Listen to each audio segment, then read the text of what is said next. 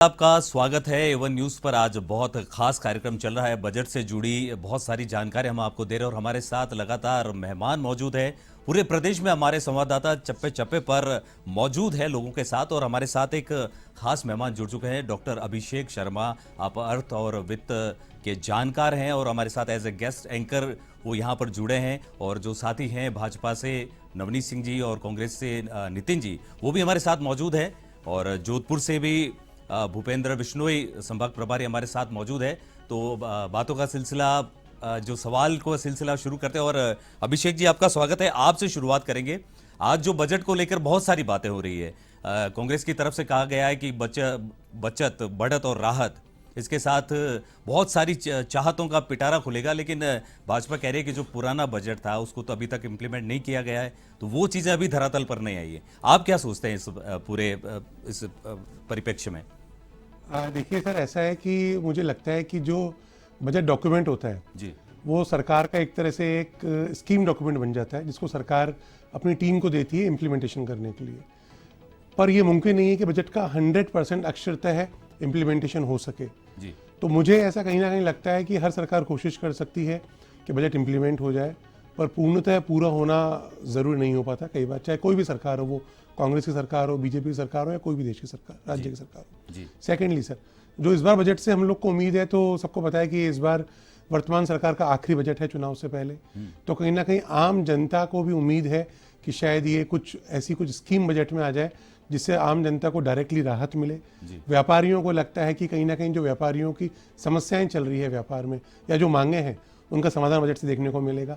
वहीं दूसरी तरफ युवाओं को लगता है कि जिस तरह से पेपर लीक हो रहे थे पिछले टाइम में, हम लोगों ने देखा, या जो युवा एक मेहनत करके आगे बढ़ता है और फिर समस्याओं से जूझना पड़ता है, तो सरकार शायद कोई ठोस कदम उठाएगी इस बजट में, ऐसा लगता है। साथ ही एक महत्वपूर्ण कदम महिलाओं को भी उम्मीद है कि सरकार बजट में महिलाओं के सामने बहुत सारी लोक कल्याणकारी योजनाएं, साथ में महिलाओं के जॉब के लिए या महिला सेल्फ इंडिपेंडेंट हो सके, इसके लिए योजनाएं बजट में लेकर आएगी। तो मुझे लगता है कि इस बजट में, इस पिटारे में काफ़ी कुछ होना चाहिए जो हर वर्ग को कहीं ना कहीं जाकर राहत प्रदान करेगा, ऐसी उम्मीद है। बिल्कुल बिल्कुल। और आप एज ए गेस्ट एंकर यहाँ जुड़े हैं, तो आप दोनों हमारे साथी मेहमान बैठे हैं। अगर आप चाहें तो कुछ सवाल जो पूछ रहे थे, जैसे नितिन जी बता रहे थे कि इस बार युवाओं के लिए बहुत कुछ पिटारा खुलने वाला है, और ये कई जगह पे लाइव भी चल रहा है अभी, तो अगर आप पूछना चाहें कुछ तो।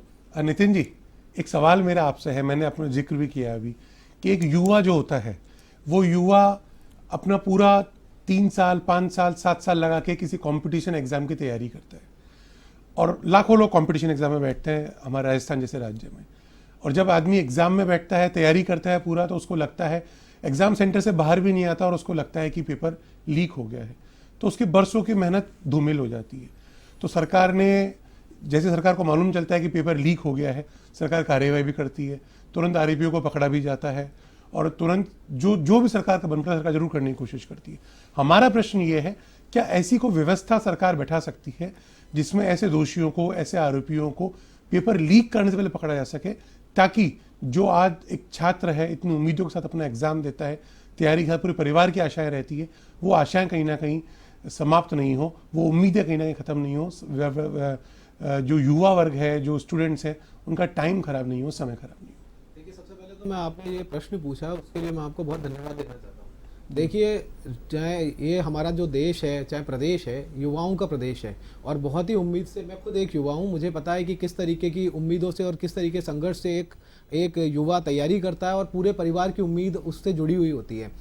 आपने कहा कि ये जो पेपर लीक हो रहे हैं, मैंने मुख्यमंत्री जी ने भी इतने संवेदनशील इस चीज के लिए निर्णय लिए हैं, और उन्होंने खुद कहा जी जी जी, मैं आपको बीच में रोकना चाहूंगा, माफी चाहता हूँ। गुलाब चंद कटारिया कुछ बात कर रहे हैं, आइए आपको सीधा लिए चलते हैं।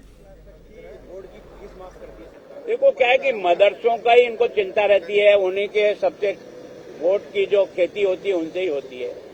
अगर मान लो उनका रमजान के समय में बिजली नहीं कटौती जाए तो इसके आदेश भी इसी समय निकलते हैं, और हमारा कोई त्योहार आता है तो 144 लागू करने का इनका स्वभाव है।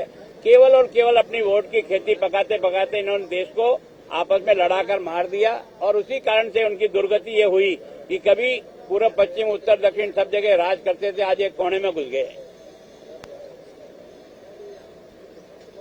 बिल्कुल, गुलाब चंद कटारिया अपनी चिरपरिचित शैली में कुछ टिप्पणी करते नजर आए थे, और उन्होंने कुछ जो बात कही थी, हम लगातार एक एक तो ये खबरें आपको सारी दिखाते रहेंगे और एक बार आपको लिए चलते हैं जोधपुर। जोधपुर में हमारे संभाग प्रभारी भूपेंद्र बिश्नोई मौजूद है और वो भी कुछ जानकार लोगों के साथ, स्थानीय लोगों के साथ वहां पर मौजूद है। तो भूपेंद्र, आपके साथ जो लोग हैं वो क्या चाहते हैं इस बजट को लेकर, उनकी क्या चाहत है ये बजट, बढ़त और बचत और राहत को लेकर?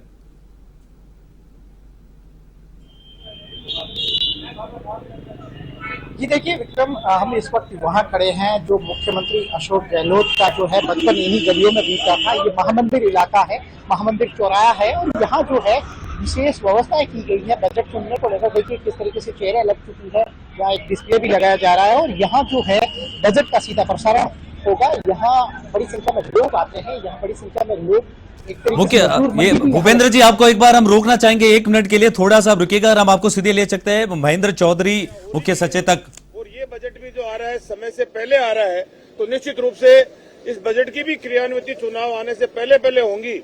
और जहां तक बजट पे फोकस रहेगा, मुख्यमंत्री जी ने बार बार इस बात को दोहराया भी है, किसानों और युवाओं के ऊपर केंद्रित ये बजट रहेगा और एक इतिहास रचा जाएगा राजस्थान के अंदर कि आज अशोक गहलोत जी 5वां बजट पेश करेंगे। भूपेंद्र, चलिए आप तक वापस आते हैं। बिल्कुल जिस तरह से पूरे प्रदेश से हम लोग जुड़े हैं, कनेक्ट है, कोशिश करें कि हर महत्वपूर्ण जानकारी आप तक पहुंचाएं। तो भूपेंद्र, आप जो बता रहे थे महामंदिर की जो गलियों से आप नजारा दिखा रहे थे मुख्यमंत्री अशोक गहलोत का, जहां बचपन बीता, जहां उन्होंने चुनाव का सारा कार्यक्रम शुरू किया, तो वो आप कंटिन्यू रखें, बताएं।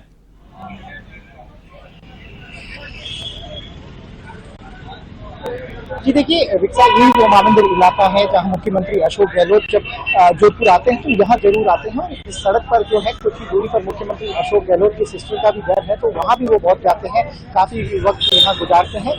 कुछ ही दूरी पर वो बूथ है जहाँ मुख्यमंत्री अशोक गहलोत अपना वोट कास्ट करते हैं। और ये महामंदिर की वही सड़क है, वही गलियां हैं जहाँ मुख्यमंत्री अशोक गहलोत का जो है बचपन बीता है। तो लोगों को काफी उम्मीदें हैं अपने मुख्यमंत्री से, अपने इस इलाके के उस बेटे से जो इस इलाके के लगातार विकास के लिए लगे हैं। खासतौर से पिछले जो 3 बजट रहे इस इलाके के विकास में काफी महत्वपूर्ण भूमिका जो है, इस इलाके में काफी जो है महत्वपूर्ण भूमिका रही। मुख्यमंत्री अशोक गहलोत ने अलग अलग घोषणाएं की और इस तरीके से आज जो है यहाँ डिस्प्ले लगाए जा रहे हैं। जगह जगह जो है बजट को सुनने के लिए विशेष व्यवस्थाएं की गई है ताकि लोगों तक जो है मुख्यमंत्री अशोक गहलोत की वो महत्वपूर्ण घोषणाएं सीधा पहुंच सके, लोग सीधा जो है उनसे जुड़ सके कि सरकार ने जो है उनके लिए क्या किया है। मेरे साथ एम सिंह जी है, यहाँ से काफी सीनियर कांग्रेसी भी है और काफी कर्मठ कार्यकर्ता रहे हैं। मुख्यमंत्री अशोक गहलोत के लिए लगातार चुनाव प्रचार भी किया है। एम सिंह जी, बड़ा बेसब्री से इंतजार हो रहा है, ये वही गलियां हैं जहाँ मुख्यमंत्री अशोक गहलोत का बचपन बीता है कि 2 बजट बड़े शानदार रहे इस इलाके के विकास के लिए। आज के क्या उम्मीदें हैं?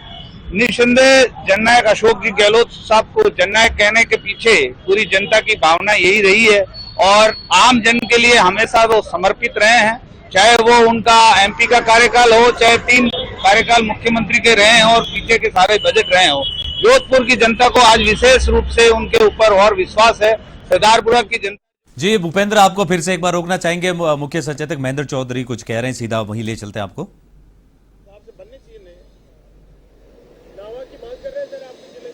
जनता कर रही है।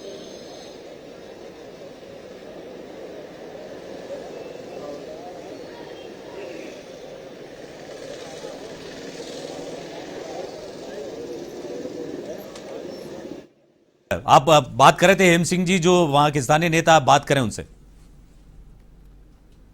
बराबर गिनती होती है, प्रदेश का शिक्षित शहर है। आप पर्यावरण के लिए लगातार जेएनयू से जुड़े हैं, पर्यावरण के लिए लगातार काम कर रहे हैं, तो उसमें भी कुछ उम्मीद है आपको? क्योंकि शहर का जो ट्रांसपोर्टेशन है वो काफी दिक्कतें करता है, यहाँ जो धूल के कण का जो पोल्यूशन है वो काफी दिक्कतें करता है। नगर निगम ने कुछ गाड़ियां जरूर खरीदी है लेकिन सड़क पे बहुत कम दिखाई देती है। निसंदेह ये पॉलिसी का मैटर है जिसके अंदर अभी वर्तमान साहब ने जो अभी बजट से पहले सभी स्टेक होल्डर्स की जो मीटिंग ली थी, राजस्थान सरकार के पर्यावरण विभाग और वन विभाग के द्वारा भी सभी प्रदेश के कुछ जो चयनित, तो पूरे प्रदेश से हम आपको तस्वीरें अलग अलग दिखा रहे हैं और बात चल रही थी। आपने डॉक्टर अभिषेक जी ने एक सवाल किया था नितिन जी से, कांग्रेस से जुड़े हैं, वो आप अपनी बात पूरी कर रहे हैं। तो मैं ये कहना चाहता था कि पेपर लीक पूरे देश में एक देशव्यापी समस्या है। आपने खुद ने देखा कि किस तरीके से यूनिवर्सिटीज़ के, बोर्ड्स के, इवन सेना तक के पेपर लीक हुए हैं। तो हमेशा मुख्यमंत्री जी ने कहा है कि इसका एक देशव्यापी समस्या का समाधान निकालना, मिलजुल कर पूरे देश को समाधान निकालना पड़ेगा। लेकिन एक इंपॉर्टेंट बात है कि यहाँ जो पेपर लीक हुए, पहले की सरकार में क्या था कि 13 पेपर लीक हुए, कोई कार्रवाई नहीं हुई। अब यहाँ पे अपराधियों को जेल में घसीटा जा रहा है, कर्मचारी जो उसमें लिप्त हैं उनको बर्खास्त किया जा रहा है, जो लोग लिप्त हैं उनकी बिल्डिंगों को ध्वस्त किया जा रहा है। तो ये पहला आप बताइए और कौन से राज्य में हो रहा है जिसमें इस गति से और इतने तरीके से ये सब दोषियों को पकड़ा जा रहा है और इतनी कार्य गंभीरता से इस पे कार्रवाई की जा रही है। और मैं आपको विश्वास दिलाना चाहता हूं, मैं आपकी बात से पूर्णतः सहमत हूं। मैं मान रहा हूं सरकार कार्रवाई कर रही है। मेरा आपसे प्रश्न ये है कि क्या सरकार की इंटेलिजेंस का स्ट्रक्चर इतना मजबूत हो सकता है कि ये जो दोषी हैं उनको पेपर लीक होने से पहले ही पकड़ा जाए? मैं वही आपसे बोलना चाहता था कि आप विश्वास मानिए, अब ये दिन बहुत ज्यादा दूर नहीं है जब जितने भी लीकेज हैं, जो ये पेपर लीक करने वाले जो माफिया हैं, वो सब जेलों के अंदर होंगे और ये सारे लीक को दुरुस्त किया जाएगा और हर तरफ से ये कार्यवाही इस तरीके से की जाएगी कि पेपर लीक होने से पहले इन सारी चीजों को, समस्याओं का समाधान किया जाए। और जब स्टूडेंट पेपर सेंटर पहुंचे तो वो इस इत्मीनान से पहुंचे कि जो रियल में जो योग्य उम्मीदवार है उसी का ही चयन हो और किसी गलत आदमी का किसी सिस्टम या किसी लीक के सहारे वो उस का फायदा ना पहुंचा सके। नवनीत जी, आप क्या कहना चाहेंगे इस बारे में? जी, मैं ये कहना चाहूँगा कि 2022 का बजट आई थिंक मेरे कांग्रेस मित्र ने देखा नहीं, उसमें अशोक गहलोत ने घोषणा करी थी एंटी चीटिंग सेल का एसओजी गठित करने की, जो चीटिंग और इन समस्याओं को रोकेगी। मुझे लगता है वो एंटी चीटिंग सेल नहीं, वो चीटिंग सेल थी। और उसमें जो सरकारी तंत्र और सरकारी कर्मचारी जुटे हैं और जो सरकार के खुद के आदमी चीटिंग में और इस पेपर लीक मामलों में लिप्त पाए जा रहे हैं, उसका कोई एक्सप्लेनेशन इस देश में नहीं हो सकता।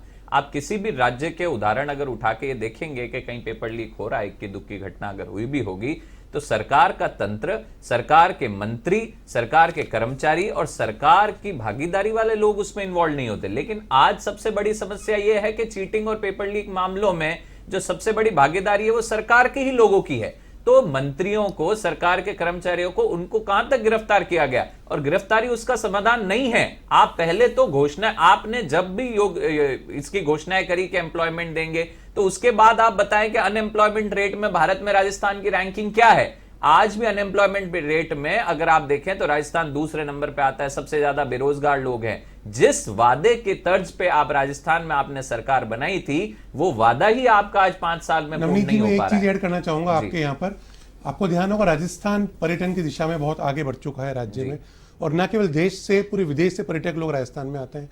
कुछ वर्षों पहले बहुत बड़ी समस्या थी, पर्यटकों के लपके जो थे पर्यटकों को परेशान करा करते थे कहीं ना कहीं, पर सरकार ने एक एंटी अलग से स्पेशल एक विंग बनाई है जिससे लप्पों की समस्या से पर्यटकों को सुविधा, परेशानी खत्म हो गई है। और आज आप देखेंगे जो पर्यटक हैं, जो टूरिस्ट है, वो फ्रीली आता है हमारे जयपुर में, हमारे पूरे राजस्थान में घूमता है और राजस्थान का बहुत बड़ा रेवेन्यू पर्यटकों से मिलता है। तो क्या ऐसा परमानेंट सॉल्यूशन, ऐसा कोई ठोस समाधान इस पेपर लीक वाले कदम में भी सरकार उठा सकती है या बजट में आना चाहिए? क्या लगता है आपको? पर्यटन की जहां तक आपने बात करी, राजस्थान का बिगेस्ट सोर्स ऑफ रेवेन्यू या तो एग्रीकल्चर से आता है या पर्यटन से आता है, और दोनों में ही सरकार ने, मुझे लगता है, पूरी तरह विफल रही। जहां तक पर्यटन की बात है, वर्ल्ड में इंडेक्सेस चलते हैं। जब फॉरेन कंट्रीज से टूरिस्ट किसी देश में आते हैं और किसी राज्य में जाते हैं तो उनकी सेफ्टी इंडेक्सेस चलते हैं। आप मुझे बता सकते हैं क्या महिला, क्या कोई भी इंसान इस राजस्थान में, जो सबसे शांति प्रिय प्रदेश कहला जाता था पूरे राजस्थान में, आज वो एनसीआरबी रैंकिंग में रेप के मामलों में पूरे प्रदेश में नंबर 1 पे पहुंच गया है? ये अशोक गहलोत सरकार की उपलब्धता है। क्या ऐसे आंकड़ों के साथ आप उम्मीद करते हैं कि पर्यटक राजस्थान में आएगा? आज सारे हमारे पर्यटन स्थल ऑलमोस्ट खाली पड़े हैं। आप उनके रेवेन्यूज उठा के देखिए, वो अफेक्टेड है। तो आप जब तक कानून व्यवस्था सुदृढ़ नहीं करेंगे, आपका पर्यटन भी फल फूल नहीं सकता। मुझे प्रश्न का उत्तर नहीं मिला। मुझे लगता है शायद आप गलत ट्रैक पर जा रहे हैं। मेरा कहना आपसे ये मैं था, समझ गया आपका, आपने मुझसे पेपर लीक मामले में ऐसा कोई सॉल्यूशन पूछा था कि ऐसा स्थायी समाधान हो। देखिए, कार्रवाई तो होती है, पकड़े जाते, जब कोई घटना होती है उसके बाद कार्रवाई करना ये कोई बड़ी बात नहीं है, लेकिन क्यों ना हम घटनाओं को रोकने का तंत्र डेवलप कर लें, कुछ ऐसा सिस्टम इजाद कर लें कि भाई ये सारी लीकेज, ये कोई पार्टी की समस्या नहीं है, ना कांग्रेस की है ना भाजपा की, तो क्यों ना हम ऐसा तंत्र इजाद करें कि ये लोग इस तरह की घटना ही ना कर पाए। जी अभिषेक, शायद आप यही पूछना चाह रहे थे। मैं चाह रहा हूं सरकार का क्या इंफ्रास्ट्रक्चर और इंटेलिजेंस विंग इतना मजबूत बन सकता है, चाहे कोई भी सरकार हो, कि ऐसी घटनाओं की पुनरावृत्ति को स्टार्टिंग से रुका जाए। देखिए जी, मैं बीच में आपको मैं रोकना चाहूंगा, आपको सीधे विधानसभा लिए चलते हैं। हमारे सहयोगी दिनेश कसाना वहां पर मौजूद है। जी दिनेश, विधानसभा में किस तरह की हलचल? अब थोड़ा ही समय बाकी रह गया जब पिटारा खुलने वाला है और बहुत सारी जो घोषणाएं, बचत, बढ़त और राहत जो हम सुन रहे हैं, कौन सी बचत होगी, कौन सी राहत होगी, तो क्या कुछ चल रहा है वहां पर?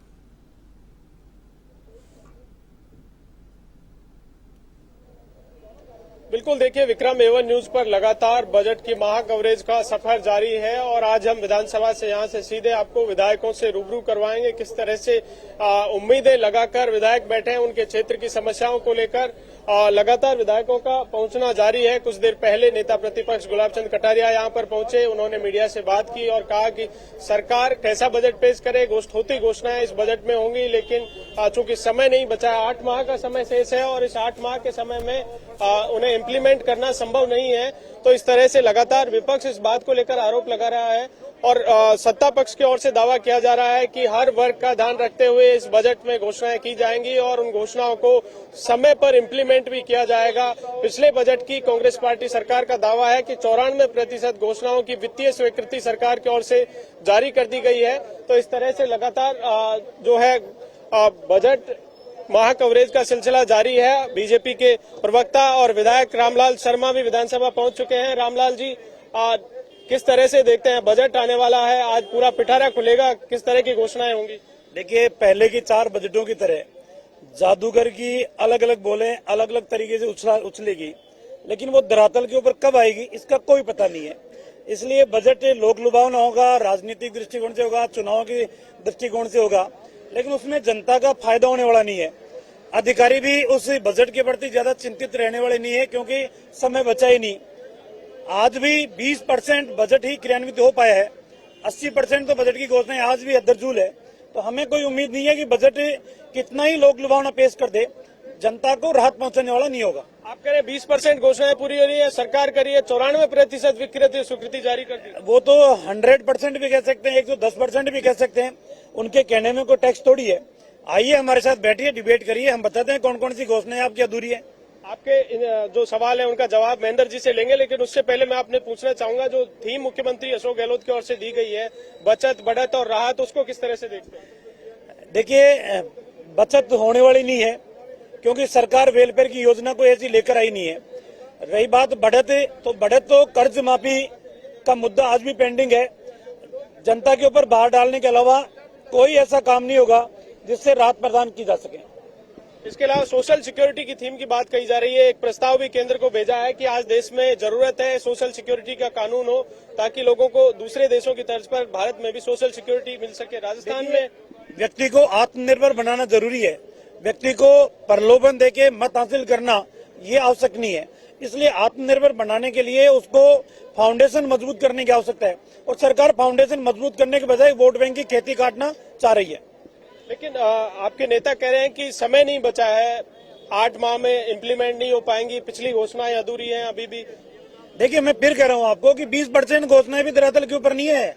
कहाँ है कर्ज माफी, कहाँ है बेरोजगारी भत्ता, कहाँ है जनता क्लिनिक, कहाँ है नंदीशालाएं, कहाँ है गौरव विकास पथ, कहाँ घोषणाएं, सारी की सारी घोषणाएं अधूरी पड़ी हुई है, धरातल के ऊपर कुछ है ही नहीं। तो रामलाल शर्मा कह रहे हैं कि धरातल पर कुछ भी नहीं है, लगातार हमारे साथ जुड़े हुए हैं। किस तरह से बजट को लेकर लगातार विपक्ष आरोप लगा रहा है, लेकिन सत्ता पक्ष कह रहा है कि हमने 94% वादे इम्प्लीमेंट कर दिए हैं। महेंद्र जी, रामलाल जी कह रहे हैं कि 20% ही घोषणाएं पूरी हुई है अभी तक। रामलाल जी की विधानसभा का नाम चोमू है और चोमू वाले कुछ भी कह सकते हैं। ये विधानसभा में भी जिक्र होता है, यहाँ पर भी जिक्र होता है। इनका तो एक अलग सा इतिहास है। 200 विधानसभा में इनका जो विधानसभा का अगर सारांश विस्तार से निकालेंगे तो कोई भी लेखक नहीं लिख सकता और कोई पूरी किताब भी लिख सकता है। ये अगर आप ये बात करें तो विधानसभा में हम बोलते हैं दावे के साथ के अंदर, मेरी विधानसभा के अंदर चौथे बजट में जो कार्य हुए थे 99% उनकी क्रियान्विति हो चुकी है। हम दावे के साथ में कह सकते हैं। अशोक गहलोत ने यह तो घोषणा की नहीं है, की तो उसकी क्रियान्विति हुई है। 1-2% कोई कमी की वजह से रह जाती है, उसको कर रहे हैं। अभी हमारा कार्यकाल है, अभी गया कहाँ है? तो जब दिसंबर तक हम जो भी काम होगा, बाकी बचे हुए काम भी करेंगे, अभी और घोषणा करेंगे। आज बजट में और घोषणा होगी और उसकी भी 100% क्रियान्वित होगी आचार संहिता पहले। किसानों की कर्ज माफी का मुद्दा उठाया जा रहा है, बेरोजगारी भत्ते का मुद्दा उठाया जा रहा है कि अभी तक पूरे नहीं हुए। कौन से बेरोजगारी भत्ता? इनका बेरोजगारी जो रोजगार इन्होंने दे दिया, इनके देश के प्रधानमंत्री ने 2 करोड़ लोगों को रोज रोजगार हर महीने देंगे, हर साल में देंगे। 9 साल हो गए इनको, कितने लोगों को दे दिया?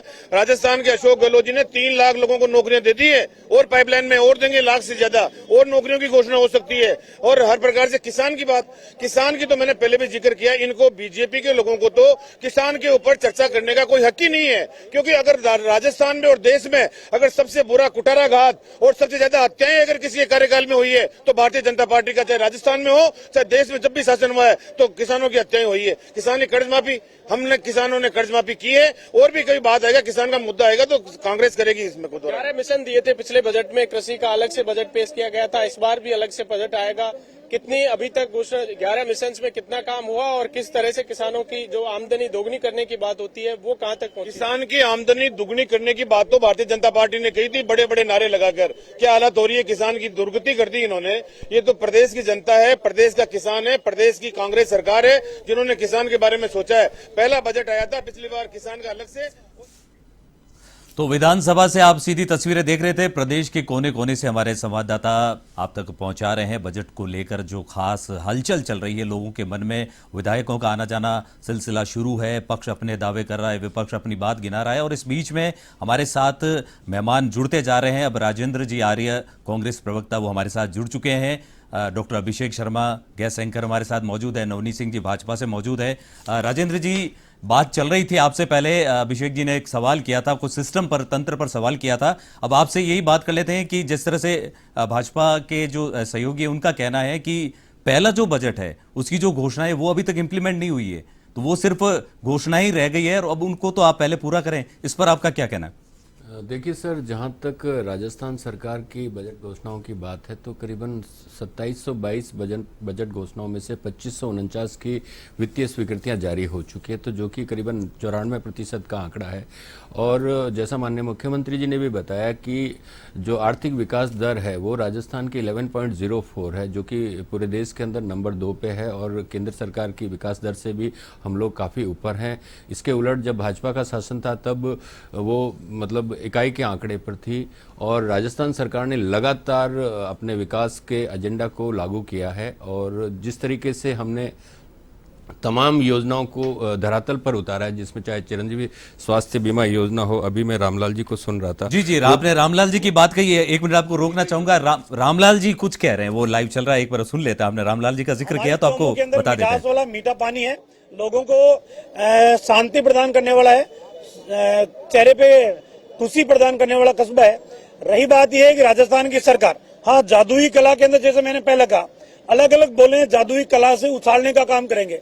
जनता को ये लगेगा यार मुख्यमंत्री ने बजट मेरे लिए पेश किया, लेकिन वास्तविकता में बजट जिसके लिए पेश किया जाएगा उसके तक पहुंचने की आवश्यकता ही नहीं है, पहुंचेगा ही नहीं, क्योंकि अब अधिकारी इनके कहने में नहीं है। अब चीख चीख के विदाई कर रहे हैं, अधिकारी हमारी सुन नहीं रहे, मुख्यमंत्री जी के साथ गुहार लगा रहे हैं। अब अधिकारी कोई नहीं सुनेगा, क्योंकि जितने काम नाजायज इनको कराने थे वो करा चुके, अब इनकी कोई सुनने वाला नहीं है। आप बजट घोषणाओं की बात कर रहे हैं, सरकार कह रही है पिछले 4 वर्ष में 2700 के करीब घोषणाएं की, उनमें से 2500 घोषणाएं पूरी कर दी हमने। मैं महेंद्र जी से पूछूंगा, इनकी विधानसभा क्षेत्र में लगभग 50 से 60 ग्राम पंचायतें हैं, इनकी विधानसभा में विकास पथ बनाने की घोषणा की थी, ईमानदारी से पूछ लीजिए कितनी बनी? देखिए, इनकी विधानसभा क्षेत्र का नाम भी 2 अक्षरों में है और मेरी विधानसभा क्षेत्र भी 2 अक्षरों में है।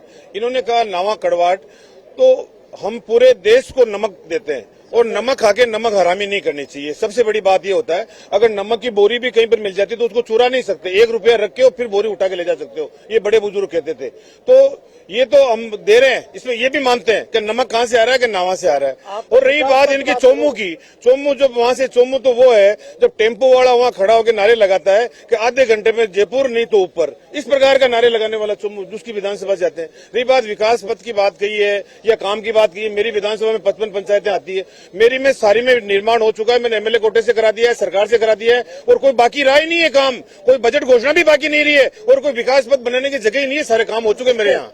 विधायक फंड डबल करने का कांग्रेस पार्टी कह रही है। विधायक फंड डबल किया है, बीजेपी के विधायकों भी उसका फायदा मिला है। नमक हरामी की बात महेंद्र जी कह रहे हैं, उसका जवाब दें। इससे बड़ा झूठ कोई हो ही नहीं सकता कि मेरी 55 ग्राम पंचायतों में विकास पथ बन गया हो।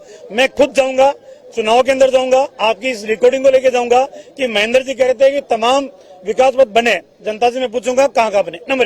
नंबर एक दो बात, मेरे क्षेत्र की सब्जी और दूध ये 98% हर व्यक्ति खाना पसंद करता है। नमक तो ये 2% लोग पसंद करते हैं, इसलिए इनकी पसंद तो 2% लोगों तक सीमित है। 98% तो हमारे दूध और सब्जी खाना पसंद करते हैं। एक बड़ी घोषणा बजट से पहले मुख्यमंत्री अशोक गहलोत की ओर से की गई थी कि उज्ज्वला जो योजना केंद्र सरकार की है उसके लाभार्थियों को उसमें से भी स्क्रूटनी की जाएगी और जो लाभार्थी हैं उनको 12 सिलेंडर 500 रुपए में उपलब्ध करवाए जाएंगे। तो ये महंगाई के खिलाफ एक मास्टर स्ट्रोक है या नहीं? देखिए, अगर सरकार आमजन को राहत प्रदान करती है हम भी स्वागत करेंगे, पीठ थपथपाएंगे, धन्यवाद इनको देंगे, लेकिन घोषणा बड़ी करेंगे फिर बैरिकेड लगाएंगे धीरे धीरे। 5 आदमियों को भी उज्ज्वला योजना की गैस कनेक्शन का लाभ देने वाले नहीं है। आज भी मैं कह रहा हूं, फिर ये बैरिकेड लगाएंगे इनकम टैक्स देने वाले है या नहीं है, फिर ये बैरिकेड लगाएंगे जमीन कितनी है, फिर ये कहेंगे लड़का सरकारी है या नहीं है, फिर ये कहेंगे कि इतनी आमदनी है या नहीं है, फिर ये कहेंगे नरेगा में जाती है नहीं जाती है, फिर ये कहेंगे कि इनका निर्माण श्रमिक कार्ड बनाए कि नहीं बनाए। तो इतना बैरिकेड लगाने के बाद भी रहेगा नहीं साहब इनमें से तो एक भी पात्रता पूरी नहीं करते तो फिर नहीं मिलेगा। ये इनकी योजना है। जी, राइडर को लेकर ऑब्जेक्शन है। देखिए, गृहिणी क्या जवाब देगी? 2023 में जब चुनाव दिसंबर में चुनाव आएगा, इस राजस्थान की गृहिणी का बजट भारतीय जनता पार्टी ने बिगाड़ दिया, सिलेंडर बिगाड़ दिया और महंगाई कर दी सब। और ये आरोप है हमारा सीधा सीधा। और महिलाएं इंतजार करिए, जब चुनाव मतदान आएगा तब अपने आप इनको जवाब दे देगी। और राजस्थान के लिए तो अशोक गहलोत जी ने अभी मुख्यमंत्री जी राहुल गांधी जी की मौजूदगी के अंदर जिस प्रकार का सिलेंडर की बात कही है, और भी बड़ी घोषणाएं होगी, और भी आएगा और भी जो है गृहिणी का बजट वापस कैसे बैलेंस किया जा सकता है उसके बारे में सरकार ध्यान रखेगी। दो बड़े प्रमुख मुद्दे हैं, महंगाई और बेरोजगारी, जिनको लेकर कांग्रेस पार्टी लगातार मुखर होकर केंद्र के ऊपर आक्रामक भी है, सदन में भी और सड़क पर भी। भारत जोड़ो यात्रा के भी यही दो मुद्दे थे प्रमुख रूप से। किस तरह से इसमें एक झलक देखने को मिलेगी? देखिए, ये तो महंगाई के मामले में तो सारे रिकॉर्ड तोड़ दिए इन्होंने। जब मोदी नहीं बने थे तब कहा हम महंगाई को किस स्तर पे ले आएंगे, क्या हालात कर दिया। तो आप देख रहे थे विधानसभा के बाहर बहुत रोचक बहस हो रही थी दो विधायकों के बीच में, और यही ये खूबसूरती है राजनीति की। बिल्कुल सहज भाव से एक दूसरे पर आरोप प्रत्यारोप भी चल रहे थे, लेकिन दोनों ही एक गाड़ी के दो पहिए हैं, तो पक्ष विपक्ष दोनों ही साथ रहना बहुत जरूरी है। और हमारे साथ लगातार गेस्ट यहाँ पर मौजूद है। राजेंद्र जी आर्य राम, इनके बारे में बात चल रही थी, आपकी शर्मा जी के बारे में, तो वो उन्हीं की बात आपको सुना दी। अब आप बताएं क्या कह रहे थे? जैसा उज्ज्वला योजना के बारे में कहा, तो वो कह रहे हैं कि राइडर लगा देंगे, तो उनको ये पता होना चाहिए, वो विधायक है और उनको पूरी जानकारी होनी चाहिए कि उज्ज्वला योजना किन लोगों को मिलती है।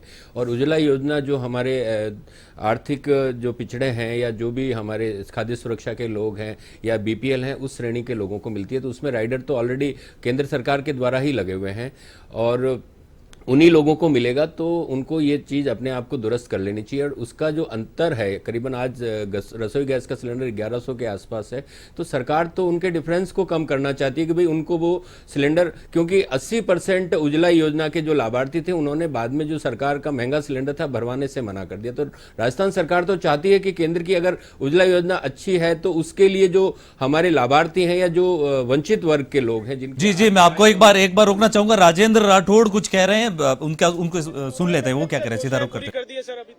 अभी आपने देखा होगा, आज ही आंकलन आया है, 4 सालों की 4 बजट में लगभग 2800 कुछ घोषणाओं में से 39% घोषणाएं पूरी हुई है। बजट में घोषणा करें और उसके बाद भूल जाएं, इस सरकार की फितरत रही है और उसी पर यह सरकार चल रही है। ब्रांडिंग कर रही है सरकार बजट को लेकर। देखिए, पहली बार हर ग्राम पंचायत में पंचायत समिति के पैसों से एलईडी लाइट लगी हुई है।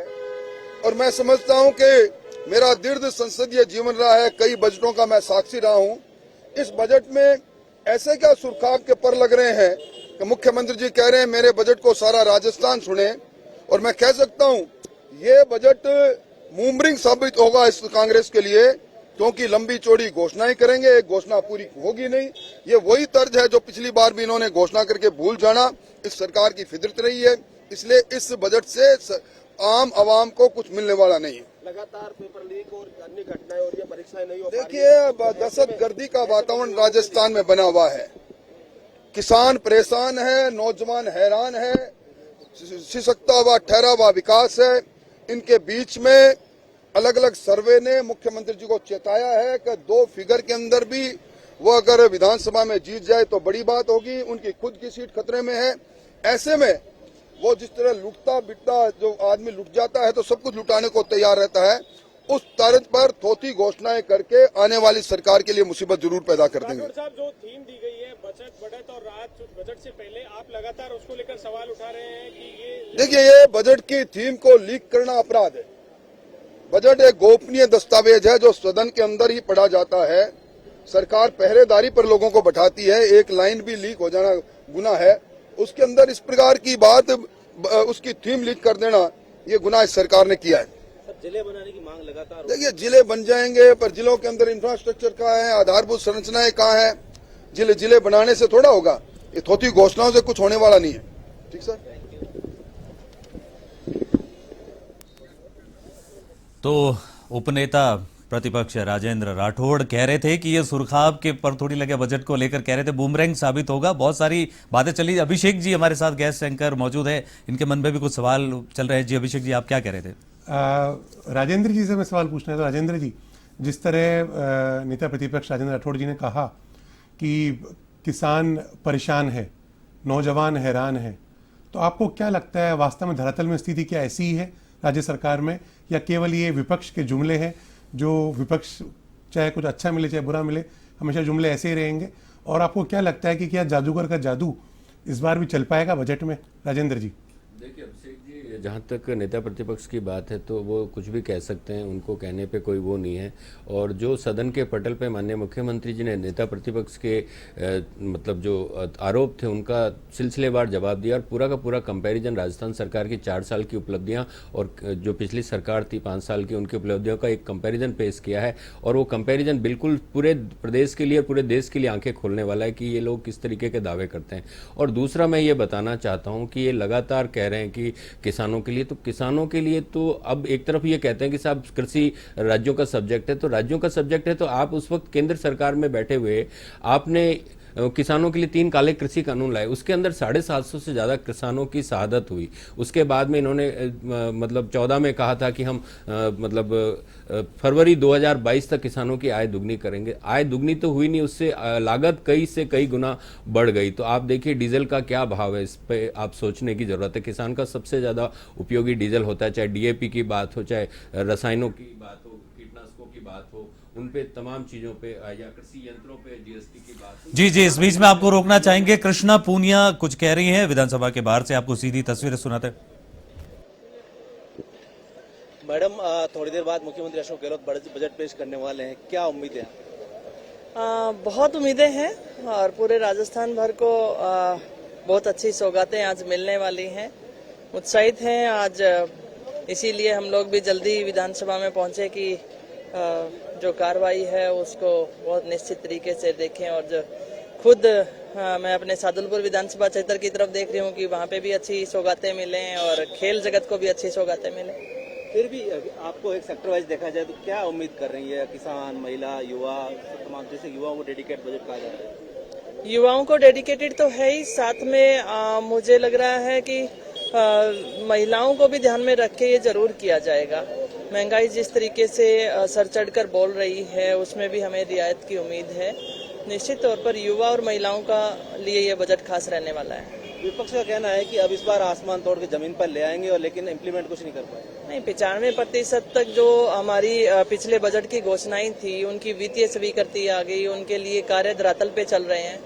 ये विपक्ष का आरोप लगाने का ही काम होता है। और आप तो आंकड़े देखिए ना, और पीछे के जो 4 सालों के जो काम है वो देखिए।